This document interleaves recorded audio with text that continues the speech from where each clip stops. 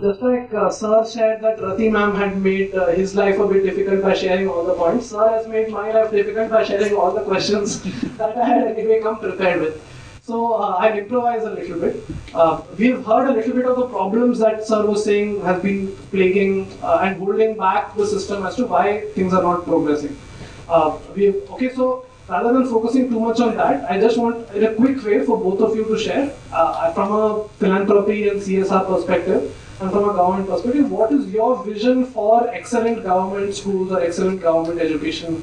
If you were to say, you alluded to a little bit of that when you said that, some infrastructure, absenteeism, those things, but in terms of if you were to really give a vision of where you feel from a CSR and philanthropy and just a citizen perspective what it can be, and from a government perspective, what is the vision you have for your department and for excellent government schools, what would it be?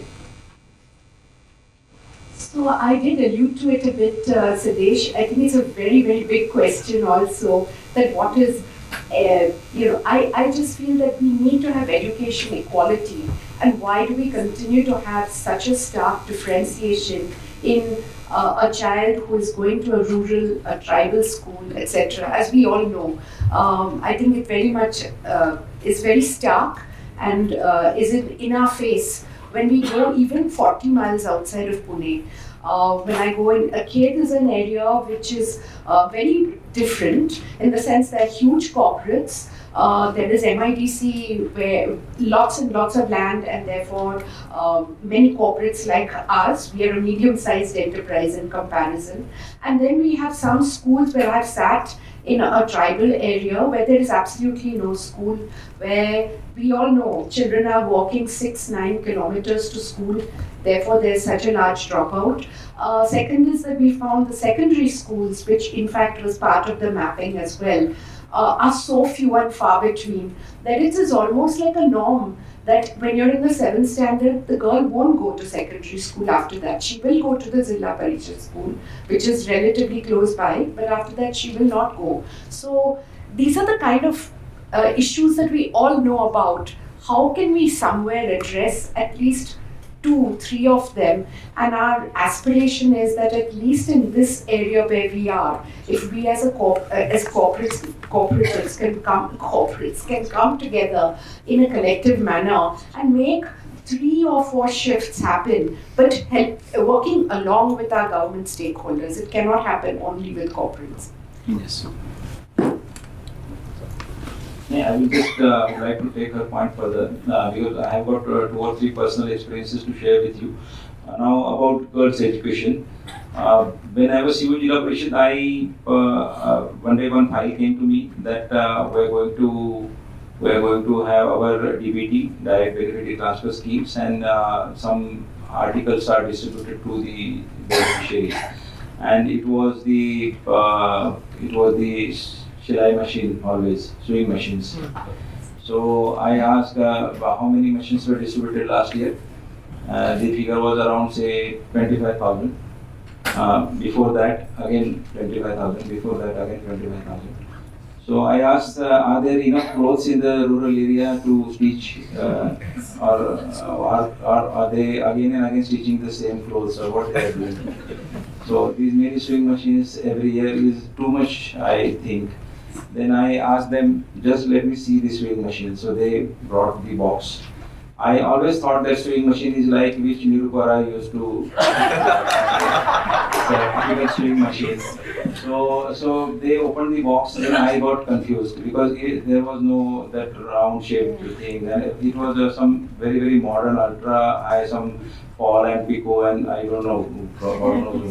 So that many things were there. Then when my man opened the machine, then nobody could tell me that how it operates and all that. Then I see just wrap it back and take away. Then he was not even able to put all things inside the box, and they took it away. So I said, this is all nonsense. How we are doing it? Who has asked sewing machine? They said, no, we are just sending the machines. So I said, let's have a survey. Then I did a survey. I created a form. Not saying that whether you want sewing machine or not. I said, which is the thing which you miss the most in your daily life? which is the thing you borrow from your neighbors most of the time. And then almost 16,000 forms came back from all over the district. And to my surprise, what was the most demanded thing? I still remember 6,800 was the figure where they demanded bicycles for their girls. Why? Because they said, we are so much anxious and we are so much worried when my daughter leaves for a school, then she goes there, then we are not sure what will happen to her or not, because distances are 1 kilometer, 1.5 kilometers, sometimes more than that.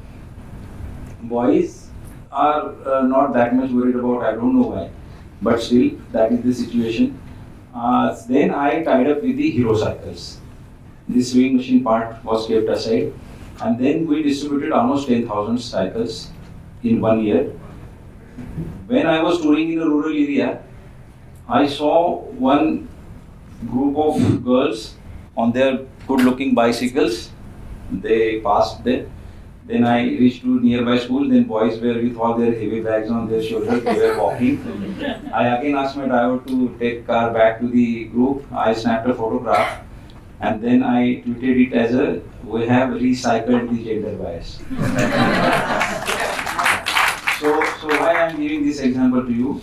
There are petty interventions required. Very, very small interventions are required. You don't have to really be very great to do great things. So these are the small things. Now looking at the government situations, we require that small interventions. It is not, you see, we are not the revolutionaries or something like that, that one day somebody will come and entire situation is not going to happen.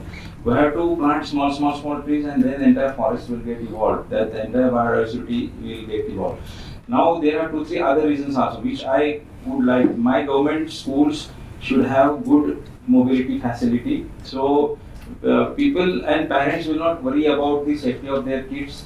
And the other point which I mentioned, our government schools must be aligned with the private schools, because today the situation is like that. Though we have a better trained manpower, though we have a better infrastructure, unnecessarily many parents believe that private schools are giving better teaching, which is a great misconception. Now if you see NAS, if you see ASER, everything, in a primary, government schools are dominating in primary segment. In a secondary segment, private schools are dominating. If you see the results of Maharashtra, primary results are much better than national average, where government schools are dominating. And if you go to the higher side, you get it diluted, you fall below the national average, where private schools are dominating. So it's a misconception, but still parents pay huge fees. Parents, really those parents who are sensitized enough can sacrifice everything for the schooling of their children, and they are paying huge cost for it. So yeah, sir, please continue. Yeah, so that is the point. So I feel that this misconception can be removed when both of them will join hands and they will share their resources with each other.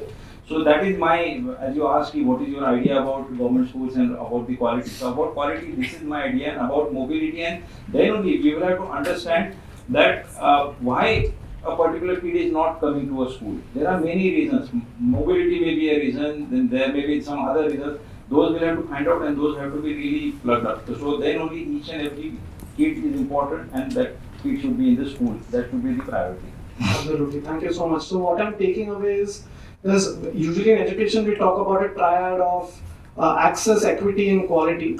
So in all of these, I think from a corporate standpoint and from a government standpoint, it seems that छोटी चीजें करो, ढंग से करो, and partnerships के साथ करो. That's what I'm taking away, and then you will be able to sort out most of these things. So really great to know that. Just a follow-up question before I go to my big question.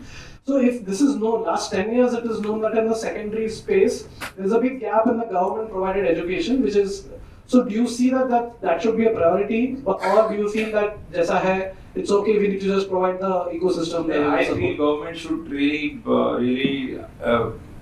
take this responsibility very seriously, because now this new education policy expects that no stone should be left unturned. That is what new education policy believes. Now that is a game changer sort of. I don't know how many of you have gone through the new education policy, but that the policy document says the policy statement is like that. The entire world is looking at India with great hopes. It's a 700 crores people in the world, and almost 1/6 people live here. So we have potential to cater to the needs of the whole world, whatever it may be the need. So if we are 1/6 of the world, then out of every 6 opportunities, one should come to us, isn't it? Otherwise, we are missing the bus then. So to be capable of having that type of quality, everybody will have to do his bit. You can't stay away. Government can't say that we have got a set curriculum and we will adhere to it only, or we will have it that way. You have to open up now. Now it's a warlike situation. Like in Corona, everybody exited the week. Now everybody, it was a call of duty. It was not like I was a collector or you were Tahsildar and you were a civilian. It was not like that. Everybody was like a warrior. Everybody, we fought it together. So I can't say कि अभी 10 बज गए अभी मैं phone नहीं उठाऊंगा वगैरह. Everybody did his bit. So now again this NEP and this education sector demands that types of dedication from everybody. You can't have now I have a CSR package, I have this much of package, and I will go by this because my company says like that. No. Now just everything should appear like a green field now. That's what I feel. You just keep aside everything, and if education is our national priority number one, it should be the priority number one for every stakeholder. You can't have it in a way which you want it to be. So that is what I feel. So in secondary also government should start working it, and I have started working on it already. Thank you so much. We have just 2 more minutes left. So the last question to leave us with a little bit of hope. Sir mentioned about lots of WhatsApp ideas he keeps getting, but Rati is also extremely well connected to a lot of young and established organizations. So what are some inspirations that we are seeing of things that are working? So if you can share 1 or 2 ideas that you're seeing that there is hope in sort of following up on those. Like Sir mentioned the cycles bit, that is such an easy thing but done. Maybe something that you have seen in your wide network, and then Sir you can also end with some inspiration on new ideas that are emerging. So I'd like to just say very quickly a very simple one that we have been working on, again in the collective, because that would be of interest to most of you, is a scholarship scheme that we started for girls so that they go to the secondary schools. And we have done it through the principals of each school. Each school actually in an area tells us about girls who would not be able to go to school because of challenges only of transport, of parental or grandparental restrictions. And we have actually got local youth in the area who are working in these clusters. It's a very small amount that we're giving to these local youth. They become responsible for those clusters of 7, 8, 10 villages, and they actually live there as well. They know the landscape, they know the people and the population very well. I want to say as a result, we have most of the corporates have sprung up, and this is something that they really like because it's very, very low cost, low touch, as well as it is hugely impactful. We have already seen groups, and we meet these girls once a month in the cluster. So they're given inputs not just about education, about going to the school, but they're given other inputs as well. And many of them already from our 3rd batch are now going into vocational streams. I have a lot of data and interesting stories which I won't share now because of lack of time. But these are very simple interventions, as Sir said, which I think many of us in corporates can take up, and which have a ripple effect, have a large scale impact, and you don't need to spend a lot of money. Thanks. Which WhatsApp idea will you share? Oh, please.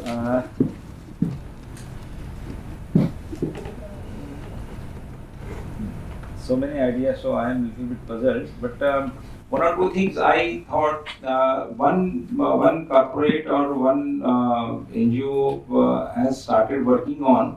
Accountability is one of the verticals, from the new education policy. Accountability, by what we mean by accountability, that even teacher, the entire system, every stakeholder is accountable. So today, schooling is just fail or pass, and students fail or pass. But now even teachers will start to have that type of result sheet. How much teacher has scored, how much education officer has scored, how much education commissioner has scored. So one good idea which came to me through WhatsApp or some sharing of information is that one agency is working on going by a district to taluka to city to school to a student, and then to analyze how much are the language skills, how is the numerical skill, how is the overall behavior of a particular student. Then they will club it together at school level, then they will club it together at a taluka level. Then I can make out that Vela taluka is bad in languages, Gondia district is good in maths, or like that. And then I will have my entire setup that way. I will have to see whether there is a problem in the students or in the teacher or in the system. So I will not just say that why students are not scoring good marks in maths.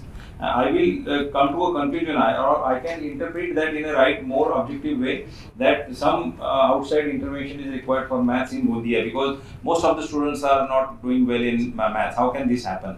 So this intervention, I feel accountability and this type of data, as Rati madam very rightly pointed out, that data is very important. Otherwise, you have your preconceived ideas and you always get unnecessarily impressed by that, and then you move ahead with that idea only. That we have to come out of that self-justification state of mind, and then you have to address the things as per with the empirical evidence, with the pure data. So one agency gave me that solution. I am really working with them to do something. And then the other thing is this bridge course, because now you see Corona has played a havoc in education field. The worst affected field is education only, because many of the people tell me now, doctors and very good educationalists tell me that this is not the loss which can be made good within just 1 or 2 years. You have to work for next 10 years probably, because the attention deficiency and so many things have happened to the kids now. So I came, somebody sent me that proposal to how to develop the bridge course, which will be not a capsule sort of, but it will go on for 2 years. So I like that idea also. If, otherwise, what we do, we will have some sort of a test. Then I will say, Madhukar, you are at 50% marks. Then I will give you some training, and then I will take a test. Then I will say, now you are 80%, and it's all right. Now Madhukar is done. So that is not going to that is not the way of handling this learning loss. So that agency really went to the depth of the issue, and they have come up with that. In next 5 years, sir, we will have to work on this. What they have lost, we have to make them regain that. It is like a recovering a patient from a long illness. So that idea also I like. So these two ideas I can share, really worth implementation.